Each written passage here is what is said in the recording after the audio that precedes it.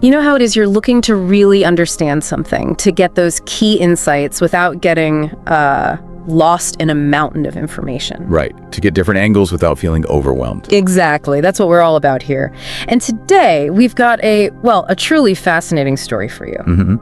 We're looking at a real turning point in the life of Sri Ramakrishna, his return to his home village, Kamarpukur. And the surprising events that happened next.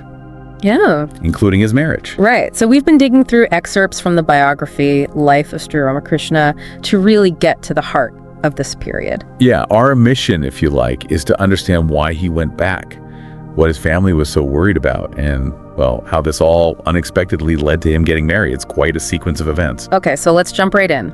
The biography paints this picture of his mother, Chandra Devi, being, well, deeply worried about what she was hearing from Dakshineswar.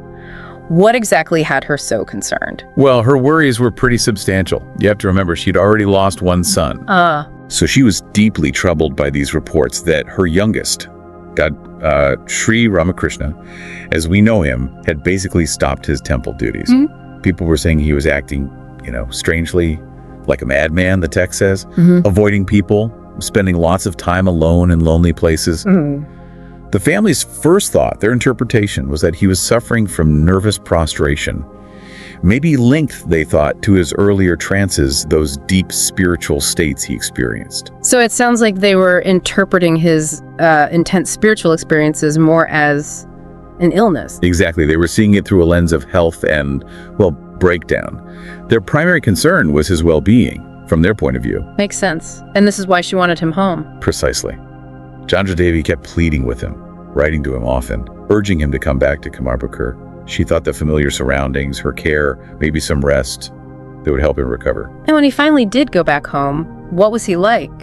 The biography suggests it wasn't a minor thing. No, not at all. It describes him as being incredibly restless, almost completely detached from the everyday world, just carrying this deep, palpable sadness.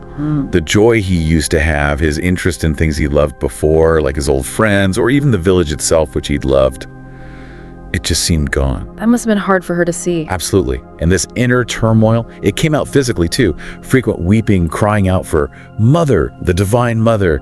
You can just imagine the family's distress seeing this. Utterly devastating, I think. So they tried to help him. The biography mentions various attempts at cures. Oh, they tried pretty much everything they could think of. Besides regular medicine, they looked into occult cures, performed religious rituals to maybe ward off bad influence. Anything they thought might work. Right. And they even consulted exorcists. They were really desperate to find something, anything, to alleviate what they saw as his suffering. There's that one story about an exorcist. Quite unusual, isn't it? Yes. It's fascinating. This one exorcist gave Sri Ramakrishna some charmed water to smell. The idea was, if there was a spirit possessing him, this would drive it out. Nothing happened, of course.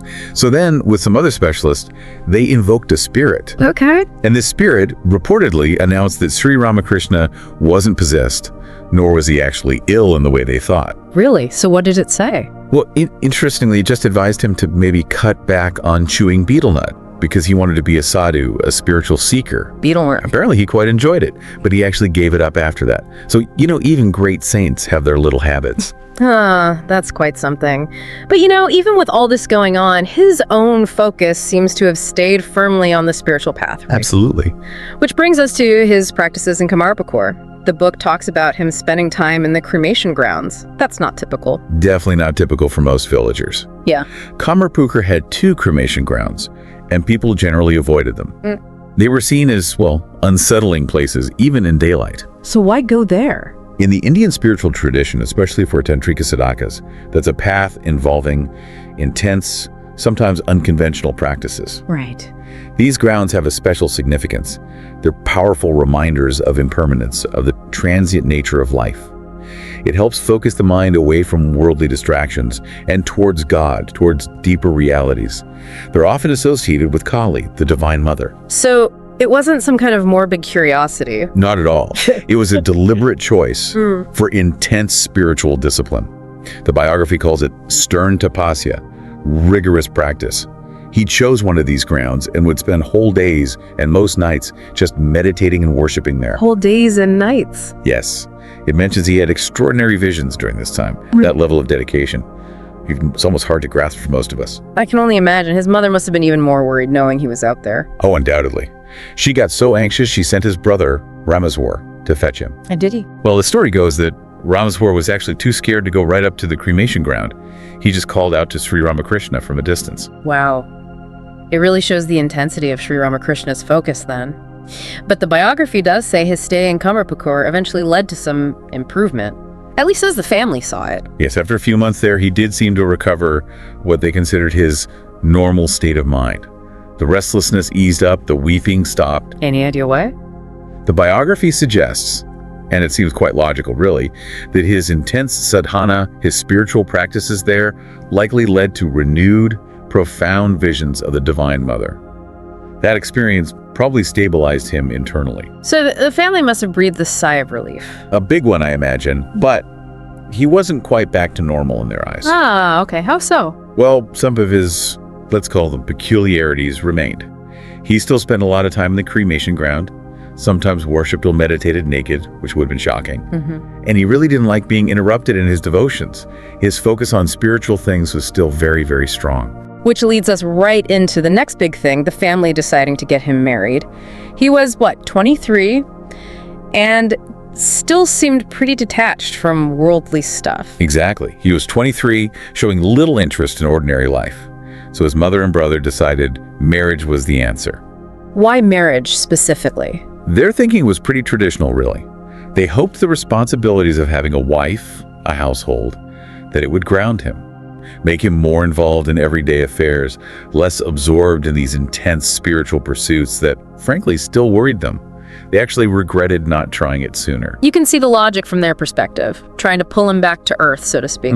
But finding a bride wasn't easy, was it? No, apparently not. They sent people out to nearby villages, but no luck. The main hurdle was their poverty. Back then, providing a suitable dowry was expected, and they just couldn't afford it.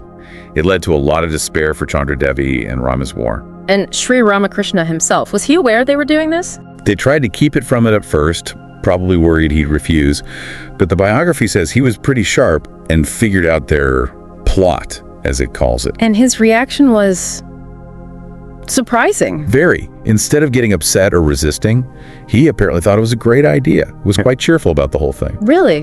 Why? The biography offers a couple of ideas, right? Yeah, two main interpretations. One is that he, being spiritually advanced, already knew it was part of the Divine Mother's plan for him. Okay. The other possibility, maybe a bit more down to earth, is that he just found the whole situation, their efforts and anxieties, kind of amusing. Interesting. Could it also have been maybe a practical way to just appease his family, give them something else to focus on? That's certainly possible too, though the text leans towards the divine will explanation. Either way, definitely not the reaction they might have expected. No kidding. And then, just as they're about to give up hope, this almost prophetic moment happens. Exactly. The family's feeling pretty dejected. They can't find anyone. Then Sri Ramakrishna, apparently in a kind of semi-conscious, trance-like state, tells them to stop looking around. He tells them where to look. Yes. He says, basically, it's useless searching here and there.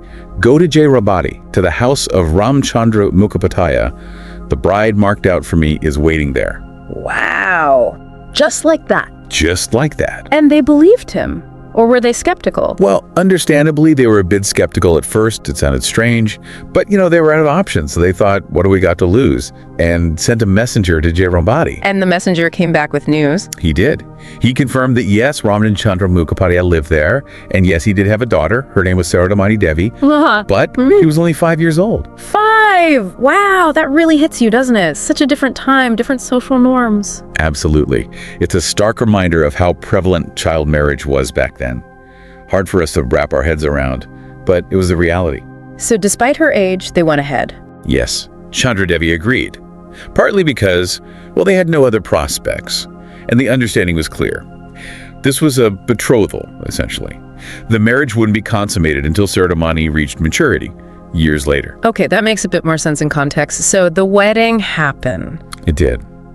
They fixed an auspicious day, and Sri Ramakrishna was married to Sri Ramani Devi. His brother Ramswar managed to pay a dowry of 300 rupees. And Chandra Devi felt better now, thought this would help? Initially, yes. She felt some comfort, hoping this would stabilize her son, bring him into a more conventional life path. But wasn't there some awkwardness? Something about borrowed jewelry? Ah, yes. That incident. See, being poor, Chandra Devi had borrowed some nice ornaments from wealthy friends, the Laha family, just for the wedding ceremony so the young bride would look nice. Okay. But when it was time to give them back, Chandra Devi felt bad taking them off this little girl. She hesitated. So what happened? Sri Ramakrishna took charge, in his own way. While his young wife was asleep, he apparently very carefully removed the borrowed ornaments and returned them to the Laha family himself. Oh dear. How did Sri Ramani react when she woke up? Understandably, the little girl was quite upset to find her finery gone. Chandra Devi had to comfort her, apparently promising that guided her, Sri Ramakrishna, would get her even better ornaments later on. Did that cause any problems? Well, the bride's uncle happened to be visiting, and he was apparently quite annoyed by the whole ornament incident. He took Sri Ramani back home with him immediately. Oh, so a bit of family tension right away. Seems like it. But Sri Ramakrishna himself, he apparently just made a joke about it. What did he say? When his mother was upset about the uncle leaving with the bride, he just quipped something like, well, whatever he does, he can't undo the marriage knot. Huh. Always seeing things differently. So did he go back to Dakshineswar right after the wedding? No, actually. He stayed on in Kamarpukur for quite a while after that, about a year and a half. Really? Why so long? His mother was still quite reluctant to let him go. Still worried perhaps about a relapse into that earlier state if he went back to Dakshineswar. Okay. So what did he do during that year and a half? Well, during that time, he did visit his father-in-law's house. And he brought Sri Ramani, his young bride, back to Kamarpukur with him for a period. I see. But eventually he wanted to leave. Yes. His desire to return to Dakshineswar, to his spiritual practices and his work there at the temple, started growing stronger. The biography also hints that the ongoing poverty at home might have played a part in his decision too. Right. Practical considerations. So eventually, after taking leave of his mother and brother, he did head back to Dakshineswar. So let's just quickly recap this really pivotal time for everyone listening. We have Sri Ramakrishna returning home, his family deeply concerned, seeing his intense spirituality almost as madness. Right. Then his own dive into even deeper, maybe unconventional spiritual practices right there in Kamarpukur, especially in the cremation grounds. Followed by the surprising twist the family's plan for marriage, his unexpected agreement. Leading to his marriage to the very young Sri Ramani Devi, discovered through his own revelation. And then finally, his return to Dakshineswar after spending quite some time back home. It really paints a complex picture, doesn't it? You see this interplay between his profound spiritual pull, his family's very understandable worries and hopes, and the social customs of that era, like child marriage. Exactly. It wasn't simple. It shows how these different forces, inner calling, family pressure, societal norms, can collide and shape a life in really unexpected ways. It really makes you think, doesn't it? Maybe something for you to ponder. No. How do those external pressures, those expectations from family or society intersect with our own deepest paths or callings? And what kinds of surprising turns can those intersections lead to? A great thought to leave with. Definitely something to mull over. Thanks for joining us for this deep dive. Until next time. I hope you like this chapter. We need volunteers and sponsors to create content with even better quality and with more variety. If you wish to join this initiative as a volunteer or sponsor, please click the links given in description below. To help us reach more viewers, please like, comment, share, and subscribe to Biography Central. Thank you for your time.